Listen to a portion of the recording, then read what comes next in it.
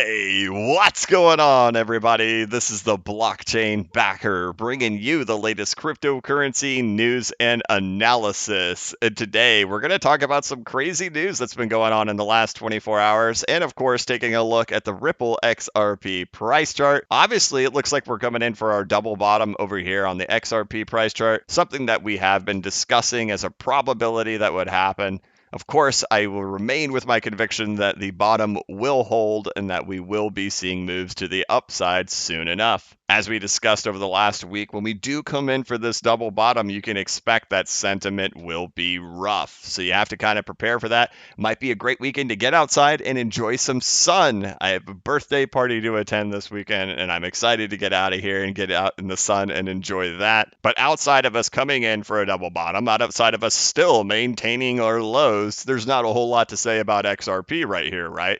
Nothing has changed in regards to price levels. We're still holding the bottom that we've been discussing for 2 months, and I expect it to still hold. Obviously, we've had a lot of news that has taken place in both crypto and politics over the last 24 hours. Yesterday, the owner of BitMEX was faced with criminal charges from the United States of America. American authorities brought criminal charges on Thursday against the owners of one of the world's biggest cryptocurrency trading exchanges, BitMEX, accusing them of allowing the Hong Kong-based company to launder money and engage in other illegal transactions. Now, a lot of people will blame the price movement to the downside on what happened right there. As for me, I don't ever buy that the news has anything to do with price action. If anything, that thing's been working behind the scenes for months on months on months, and it just gets released at the right exact time, right? We've had a big pullback in the cryptocurrency market. Prices are down near their bottoms of this cycle. It's a great opportunity to come out and say, hey, that cryptocurrency stuff is used for laundering money and by criminals. It's not good. American public and world public, you guys shouldn't be buying this stuff because it's used by the bad guys.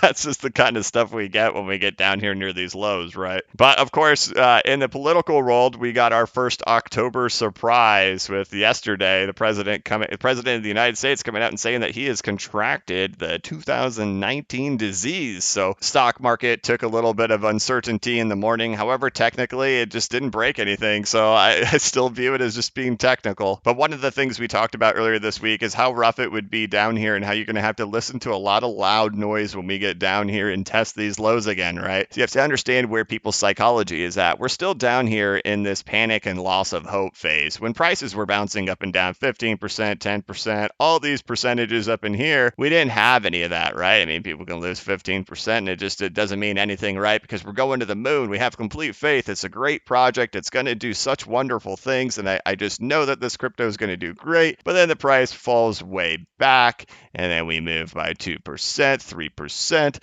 And oh my goodness, the sky is falling down. Why does that happen, right? And it's just because, like I said, it's like taking a knife and putting it into an open wound and giving it a really big turn. Because when we look at what the prices have done, we can see that it's pulled back by 30%, right? This is what we expected. We expected it to come back 30%. And at this point, the pain has gotten so tough, right? And you may ask yourself, how can people ever sell bottoms? And it's because the pain has gotten so bad and they expect the pain to get even worse and they can't take the pain anymore. And right now is a good opportunity to sell because it's going to get way worse and it's going to be a better buying opportunity later. However, the opportunity to sell to get those better prices is to sell when everybody is optimistic and then buy when everybody is upset. And I talk about that a lot. And, I don't buy when we're in these moments like this. I buy when things get really scary. And people have heard me say that many, many times. I buy when things are really scary and when people don't want to be a buyer. That's when I like to buy. And it sounds so genius whenever the prices are moving to the upside. And it's like, oh man, yeah, that was a great idea to do it.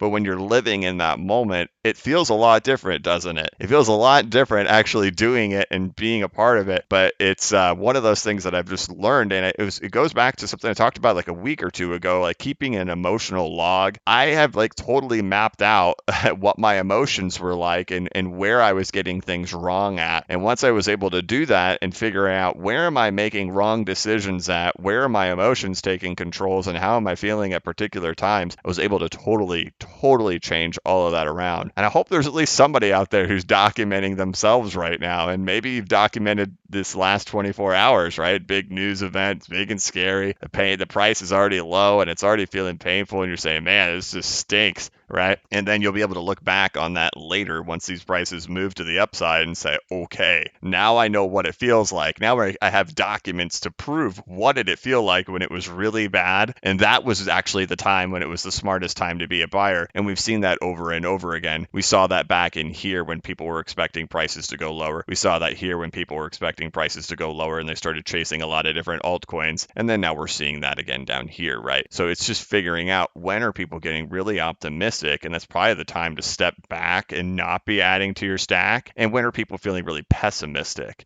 and is that the time to add to your stack? Because history has proven over and over and over again that when people are pessimistic and expect further to the downside, it's a great opportunity to be adding to your stack. That's not financial advice. That's just what we've seen, right?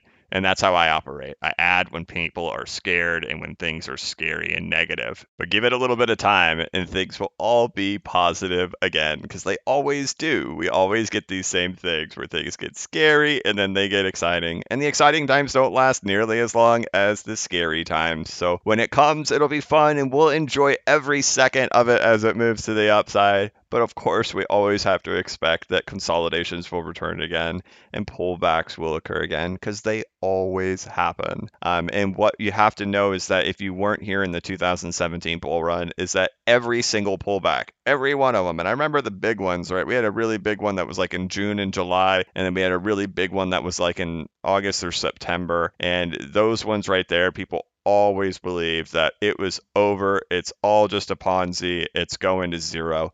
And it happened even during the entire bull run all the way up. And the moments of pure capitulation always occur, and even in massive upswings to the upside. This will not be the last time during this bull run that we have moments like this. There will be more moments that are like this, and probably even more fearful than these ones right here. So you have to start kind of understanding that this is all a part of it, and these are the things that happen as we go to the upside. But for me, it's exciting because as from a structural standpoint, this just means we're one step closer, right? Those gaps are getting filled, and then now we can really start going. So another step has now been completed. Still, I have full conviction that the low is going to hold and that our bottom is already in, and we're now just one step closer to making that move to the upside.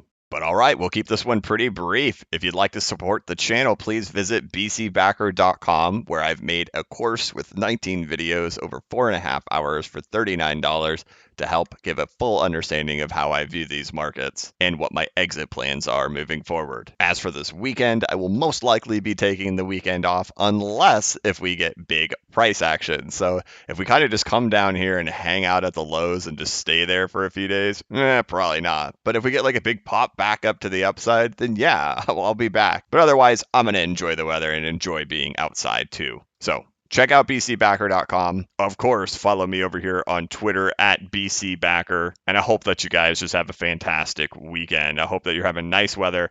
I'm having nice weather. I'm going to enjoy it. But thank you guys so much for watching. If you could, please like this video and give it a thumbs up. And if you're new to the channel, please subscribe and hit the notification bell so you can be notified of when I create new content and when I go live. As always, this is not investment advice and I am not a financial advisor. But if you ever need a pick-me-up or a little bit of reassurance, just remember that the blockchain backers got your back. Have a good one.